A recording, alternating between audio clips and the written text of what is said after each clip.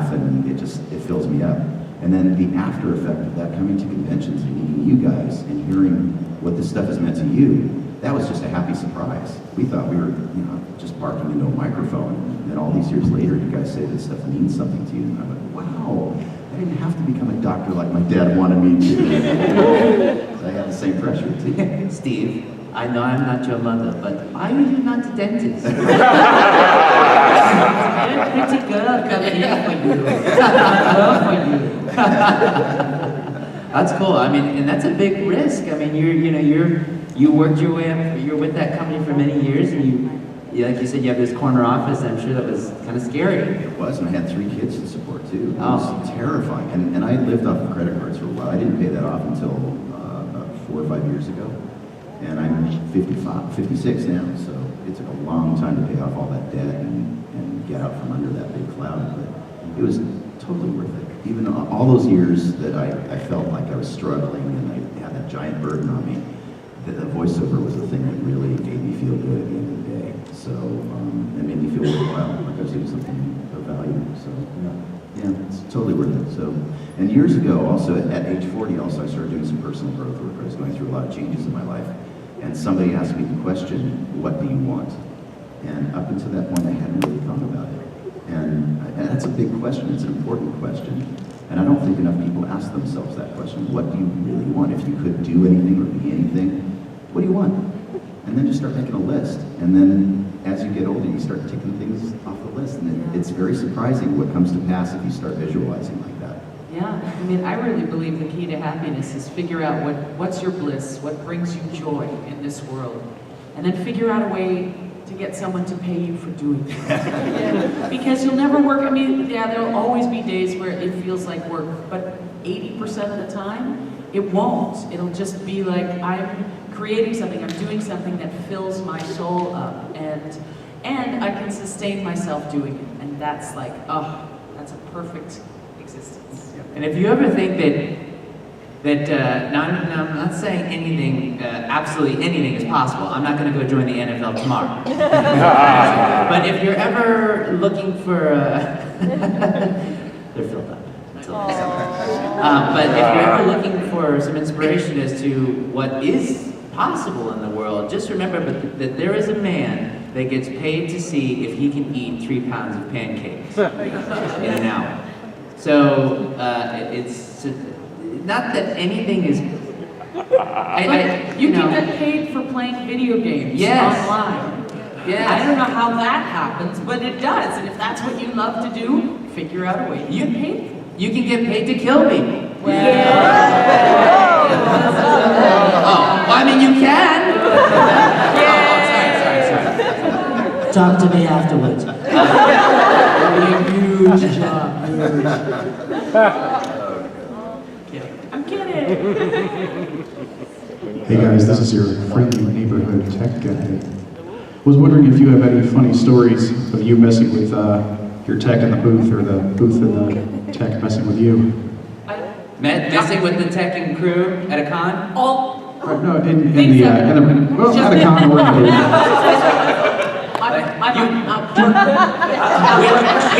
you guys don't know this, but we don't have monitors, so we don't hear all the sounds going this way. We have no audio coming this way, so we don't hear. You wanted to know if we'd ever screwed around with our tech? If anything, is this?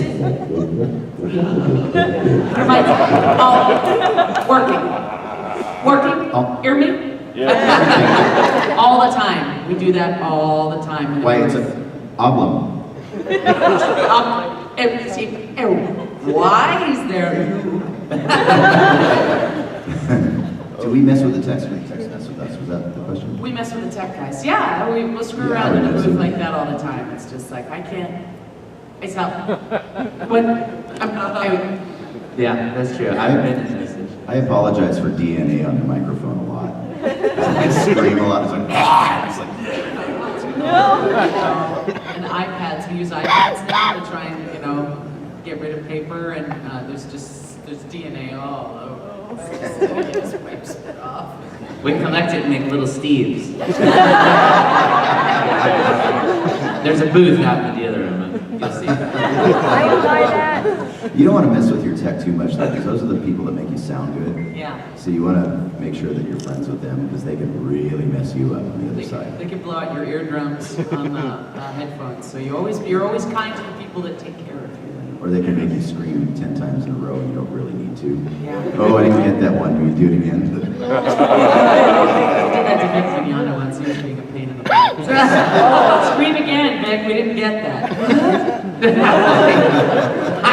Petty tyrannies. Little tortures. There's another question. Hey, are you guys part of the SAG voice actor strike? And is there any status on like what the progress is on that, or do you know anything about that? Yes, well, it's, for those of you who don't know, SAG-AFTRA is our union, and we are currently on strike for video games, and mostly because of health and safety issues. For screaming, for example, right now we're required to scream up to 4 hours at a time. Our sessions are 4 hours long, even on vocally stressful occasions. And a lot of people are hurting themselves. There have been a couple of people that we know that had to have surgery this year. Yeah. I screamed myself so hard it was a couple weeks ago that I could barely speak for about 3 days. And fortunately I haven't done any permanent damage, but it's quite possible and very easy to create permanent damage doing that. So we're trying to get that less than 2 hours. We're trying to get stunt coordinators for motion capture. Right now, they're allowed to have an intern hang somebody from a 30-foot ceiling, and with no experience doing that, and their life is literally in this guy's hands, and there's no requirements for that. And a stunt coordinator is required on set for virtually every other type of entertainment filming. And then there's a financial component to it also. There are games like Call of Duty, for instance, that are multi-billion-dollar games, and we don't get any benefit from that. We get a set fee, and that's it. And celebrities are able to make their own deal, and they get some benefits on the back end. So we try to work that out. Right now, all we're asking for is a bonus payment after they sell 2 million units, and it's basically the same fee that we get for one session. So it's very minimal things like that that we're asking for, and they're saying no to everything. And we're just basically trying to get a 20-year-old contract up to today's standards. And we're at a stalemate right now. It's unfortunate, and when we do have to go on these picket lines, we're always picketing in front of one of the buildings where I have a ton of friends inside. It's really hard. I hate doing this, but I've taken kind of a leadership position, especially on the vocal stress issue for this strike. And we're going to hold out as long as it takes. And it's really not so much for me necessarily, because I can make my own deals. I generally don't work more than 2-hour sessions. But there's a whole new group of people coming in to our industry that we're fighting on their behalf. And 2 of my sons are going into voiceover right now, and I don't want them to blow out their throats permanently. That it's very important to me that they're protected. So we're fighting for the right reasons. It's the money issue is the lowest part of that for us. So and right now we're at a stalemate. And also, it's when we work on video games, imagine someone interviews you for a job, and they go, can't tell you where you're going to work, can't tell you what you're going to be doing, but I can tell you, you're going to do it for a couple hours. Like, we don't know what the names of the video games are, who we're playing, what is the storyline. Is our character going to have to do something crazy with an old priest and a young priest and a cross?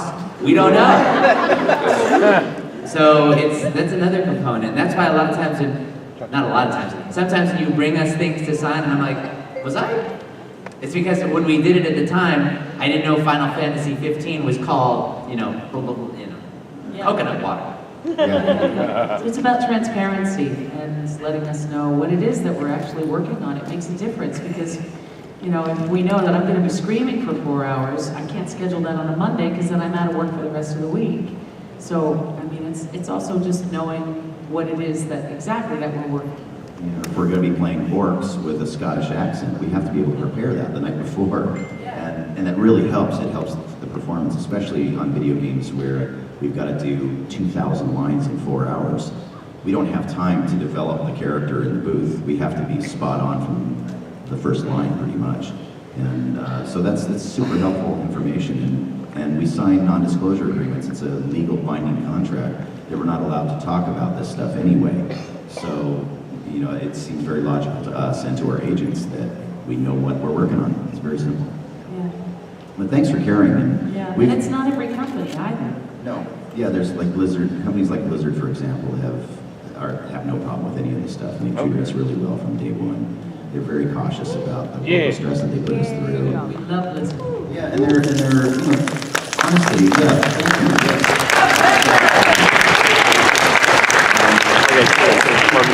Most of the bigger companies really try, they do their best to protect us in the booth, but they have to get stuff done, and they have people who are making these financial decisions behind the scenes that we never meet. And those are the guys that are saying, no, I don't care what it takes, make them stream for 4 hours, we've got to get this done. And their hands are tied, they say, I'm sorry, and they're apologizing to us profusely for it, but they have to get it done. So if they have a contract, then it lets them off the hook too. Stephen, what are you doing? Are you in the game? Performance matters. Performance matters, yeah. Thank you guys for joining us. One of the reasons that I was compelled to go on strike in the first place too is that when we were first negotiating all of this, the lawyer for the producers sat in a room with a lot of voice actors, and he looked us in the face and he said, you know what, you guys don't matter, I can get anybody to do your voice. And we just said, really? Hell no. Really? Say that to us? And I said, and you know, we had a discourse going back and forth, and the guy just would not change his position. He goes, no, you really don't matter. There's 150 people we could call right now that could come in and do Tank Dempsey for Call of Duty. I mean, that was his position on this. But then he gets up at the end of this meeting, and Phil Lamar was sitting across from him, and he goes, oh, by the way, I'm a huge fan of yours. Would you like to go to lunch with me? And Phil goes, no, not really. No. And Phil was one of these guys also who was hung from a 25, 30-foot ceiling by an intern. And, you know, his life was literally in danger, so just the arrogance on the other side was really awful, too. So I thought, you know what? I'm with you guys. I'm going to go on strike. I hate this stuff, but I'm going to do it. I think, that, yeah, it's great. I think you've been very courageous in leading that, so thank you. Scary. It's scary. I don't like it, but thanks. Gotta pick your battles. It's a good cause. Hello. What Hi. is Hi. hi? What is your funniest Christmas story? Funniest Christmas story. Whoa. Die Hard 3. You hear that?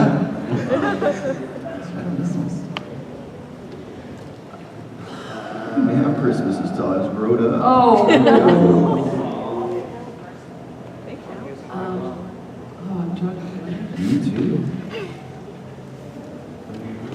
Oh, okay. We were making Christmas dinner at my sister's house, and we were, you know how when you make a gravy, you've got to make a roux, which is to thicken the gravy. You got to use cornstarch or flour with salt and pepper, and you put it in something with a little water, and you shake it up to make a thickening agent. Well, we were shaking it up, and I was shaking it up, and it slipped through my hands, hit the floor, and exploded like a volcano over all of us and the ceiling and everything else. So we were covered in this white roux, and we just thought that was really, we laughed a lot over it. One time, they were doing, when I was in college, they were doing this special grocery because we were college kids, and we loved food, but we didn't always have it. Because we were poor college kids. And so they're like, if you get X amount of groceries, you get a free turkey. And so we're like, okay, let's get it. And we got all the groceries, and then we got the turkey back, and then we're like, well, we've never cooked a turkey. And so we go to the oven, and the oven is like, you know, my Easy Bake, my first little was super small. The kitchen was very, very small. I'm not kidding. I mean, like, it was oven, and then little sink, like no counter space.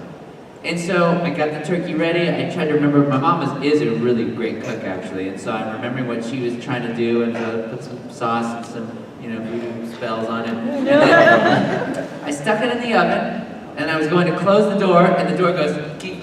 And sticking out this wide. And I'm like, well, we haven't bought groceries. We are cooking this turkey. So the whole house was hot for 6 hours. We were cooking this turkey, and every hour I go down, open it, turn the turkey, put the other half in. 6 hours we're cooking this turkey, hot as hell. And son, why do you cook turkeys like this? You should have been doctor. And I'm not even graduated college yet. And so we cooked the turkey that way for literally 6 hours. We're sweating. It's so freaking hot in the apartment that we lived in. But we ate on that turkey until it grew a gelatinous overcoat. Because we're like, we worked hard to cook that turkey, and we also said never again will we cook a turkey in this oven. But that was very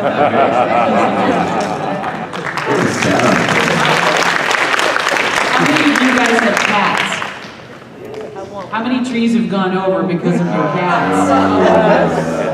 Yeah, in fact, Kari Wahlgren is another amazing, brilliant voice actress. And if you're following her on Twitter, she just got 2 new kittens. And I think she got this beautiful tree, and it is now a cat tree, literally a cat tree, because they're just hanging from the top to like right up there. She doesn't dare put ornaments on it. Oh no, it's a really bad idea. She posted a picture of one of her cats hanging by one paw from a chandelier.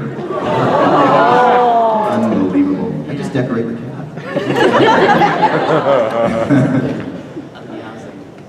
I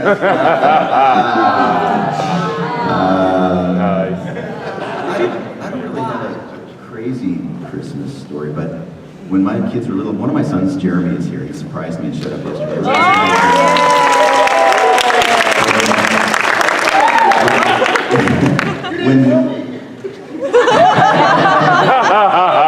And Larry Furry, my dear friend Larry Furry, we call him Fuzzy because he brought him out here to surprise me. Thank you very much. Appreciate it. Larry. When Jeremy was really little, I used to do things to sort of trick him into thinking there was a real Santa Claus. And we had a fireplace, and I would actually form footprints out of soot and put cookies out there, and I would record. That was the very beginning of my voiceover career. I had a crappy little tape recorder, and I would record the sound of Santa landing on the roof, and I would have like little coconuts and stuff at the hooks and jingle bells. And I looked like an idiot doing this. You should see me recording this stuff, Jared. It was ridiculous. And I would have Santa, and he would always fall down the chimney every year. You remember that? And you'd just hear him thump at the bottom, and nothing broken. He was all right. He got out and ate the cookies, and I think he would complain about the type of cookies we put out. It was traditional Santa. Oh, Jeremy's been a good boy this year, despite the fact that he's Jewish.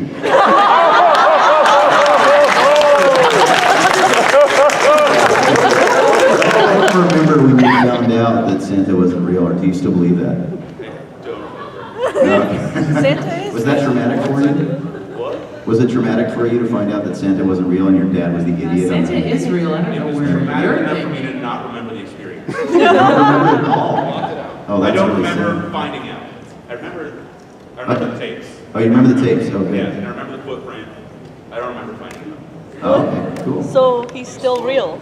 Santa's real. Santa's real. I'm sorry. I don't know where. Yeah, of course Santa's real. Yes. It would have been great if he plays back the tape and he hears Santa, and then in the background he's like, what is that? Amplify that sound. It's Krampus. you just hear the blood curdling Santa trying to get back up the chimney. And then you're hired. And you leave pieces of beard. Like, Bits of reindeer fur. And a reindeer hoof. Yeah. Ew, wow, that's like a dark turn. I never had Christmas. Christmas. I like this version. My mom's in the back just silently, yes. I told you there was no Christmas. Dentist. Shut up, Amy. You have a talent for causing things. Pain! All awesome stories. So glad you guys are here.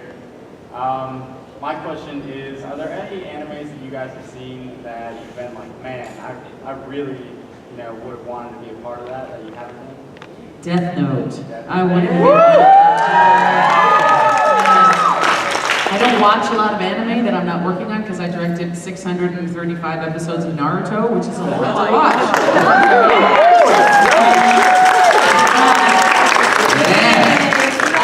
But it was, both of these guys amazing on Naruto. Oh my goodness. But Death Note, I remember seeing like, what is this? And I watched the whole thing and I thought, oh. And I remember going to my boss going, Viz Entertainment just got this show. We've got to get this show because I want to direct the show. And it went to Canada. They did a great job, but that was one that I just thought, oh man, I would have loved to have been a part of that because I just thought that was really innovative and cool and gods and Shinigami and all this stuff. It was just awesome.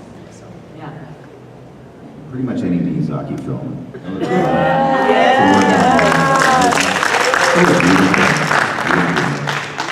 Yeah, no, that's a perfect answer. Totally. And when you see those, I'm working my way through them, and then when the imagination, you just kind of sit there and it almost takes you out of it because it's just like, how do you come up with that? Are you eating some sort of ancient mushroom? This is the allergic reaction is what we're seeing on the screen because they're so imaginative. Yeah. And you're like, how do you, when you're crafting the script, how do you even put that into words to make sense? To where someone else can decipher what you're trying to create. It's really amazing. Yeah. Good question. Hi. Hi. Oh, there. Okay. I know Here, that. stand up for us, because that helps. Yeah. Thank I know everyone probably in this room knows how hard you guys work, but I've come across people who aren't really into the whole anime or the voiceover business that really don't know, and that includes the media, that includes parents. What would you like to tell them so that they would somewhat understand? It's the best job in the world. It really is. I mean, 2016 was a rough one, but I was talking, I mean, just for a lot of reasons, but work-wise. I mean, I've been working on this new series, we're doing Tangled, the series, and every day we go in and we work on this amazing, and we watched it, and there's Alan Menken doing the music for it, and this beautiful song, that's all these songs that are going to come out, and we just sit here, it's like, I can't believe we get to work on this, and it's a lot of work, and it's a lot of preparation. I'm going to get on a plane and do 5 hours of prep for tomorrow and Tuesday before the holiday break, you know, so I do a lot of homework, but I love it, thank you, and I love doing it because then when I get in the booth, I'm prepared, and then there's more work because every actor has a different key to unlock them and get them to give the best performance where they're not overthinking things, and so it's this constant puzzle putting things together, and then you're doing one voice at a time, so it's like recording a symphony, one instrument at a time, and it's just an amazing job. It's an amazing form of play and of creativity on a level that's so cerebral and so much heart and soul is in it, without any physicality, really. Because if you make too much noise while you're doing it, we can't use the take. So it's a really interesting craft that is just an honor to be a part of for me. You have to kind of live and breathe this job. I feel like I'm doing this 7 days a week, because I am most of the time. And I bring a microphone with me in my car. I have one in my backpack that I bring to conventions. I have a little recording rig so that I'm recording auditions in my hotel room. I'm literally working, not with this weekend being the exception, but pretty much all year. I work 7 days a week. And